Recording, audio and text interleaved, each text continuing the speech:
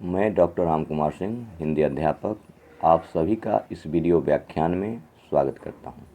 आज मैं केंद्रीय माध्यमिक शिक्षा बोर्ड द्वारा कक्षा द्वादश के लिए निर्धारित पाठ्यक्रम में गज़ल पाठ का भावार्थ प्रस्तुत कर रहा हूं। आप सभी एकाग्रता एवं तल्लीनता के साथ सुनेंगे।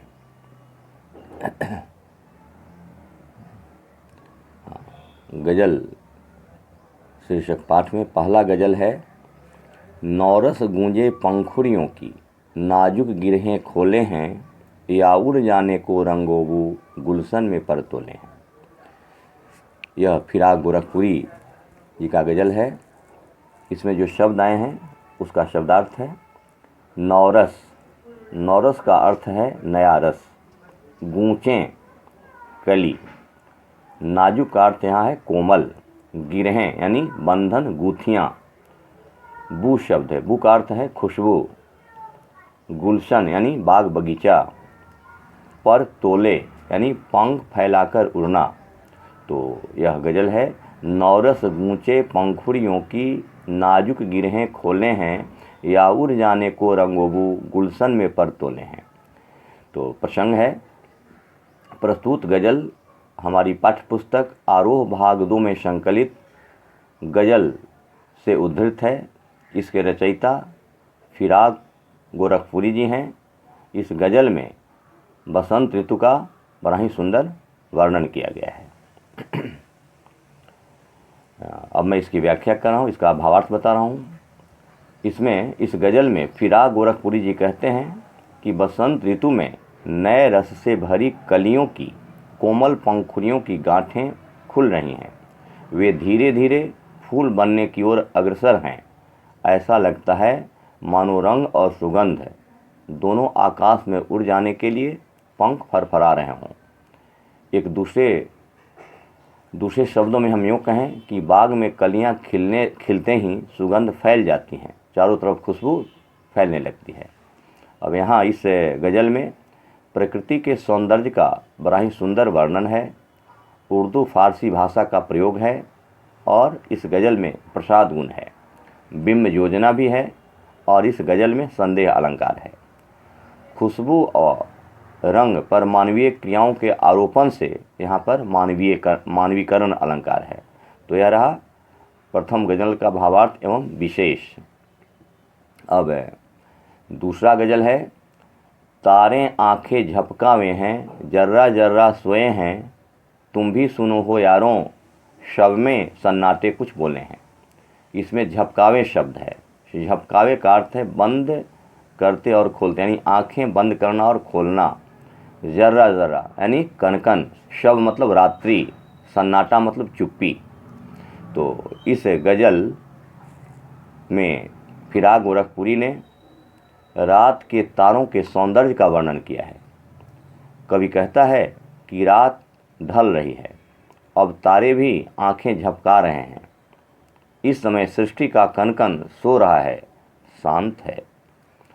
कवि कहता है कि हे मित्रों, रात में पसरा यह सन्नाटा भी कुछ कह रहा है, यह भी अपनी वेदना व्यक्त कर रहा है। यानी इस गज़ल में प्रकृति के उद्दीपन रूप का चित्रण है। जर्रा जर्रा में पुनरुक्ति प्रकाश अलंकार है।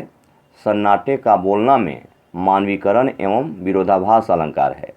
और यहाँ तारों का मानवीकरण किया गया है और उर्दू शब्द का प्रयोग है, यानी उर्दू शब्दावली है।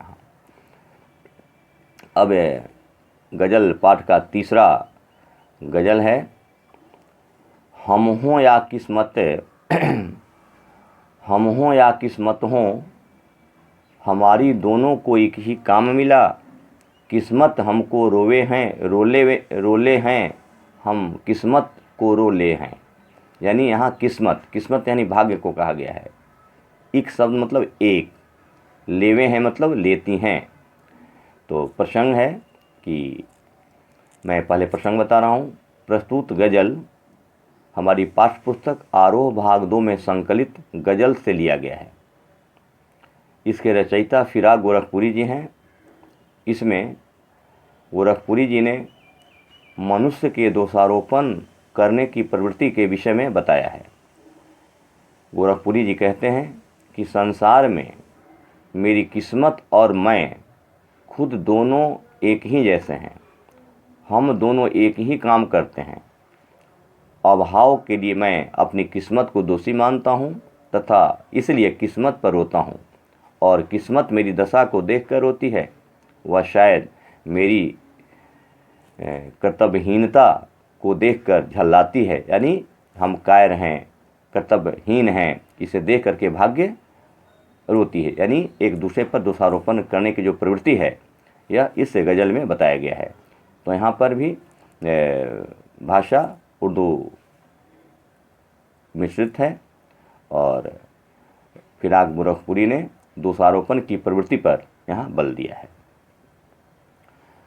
अब इस पाठ का अगला गज़ल है, यानी चौथा गज़ल है। जो मुझको बदनाम करे हैं, काश वे इतना सोच सकें, मेरा पर्दा खोले हैं या अपना पर्दा खोले हैं। तो इसमें जो शब्दार्थ है, काश शब्द आया है। काश का अर्थ है ऐसा हो सकता तो। फिर पर्दा, पर्दा मतलब रहस्य, भेद। प्रसंग है प्रस्तुत गज़ल, प्रस्तुत शेर हमारी पाठ्य पुस्तक आरोह भाग 2 में संकलित गज़ल से लिया गया है। इसके रचयिता फिराक गोरखपुरी जी हैं। इसमें शायर ने निंदकों पर प्रहार किया है, यानी जो निंदा करते हैं उन पर चोट किया है। फिराक गोरखपुरी जी कहते हैं कि संसार में कुछ लोग उसे बदनाम करना चाहते हैं। ऐसे निंदकों के लिए कवि कामना करता है कि वे केवल यह बात समझ सकें कि मेरी जो बुराइयां संसार के सामने प्रस्तुत कर रहे हैं, उससे खुद उनकी कमियां उजागर हो रही हैं। वे मेरा पर्दा खोलने के बजाय अपना पर्दा खोल रहे हैं। यहाँ शायर ने दूसरे को बदनाम करने वाले पर व्यंग किया है। उर्दू भाषा का प्रयोग है और भाषा में प्रवाह है। तो यह रहा 4 गज़ल का शब्दार्थ एवं उसकी व्याख्या प्रसंग सहित। अगली कक्षा में मैं अगले गज़ल पर का भावार्थ पर प्रकाश डालूंगा। धन्यवाद।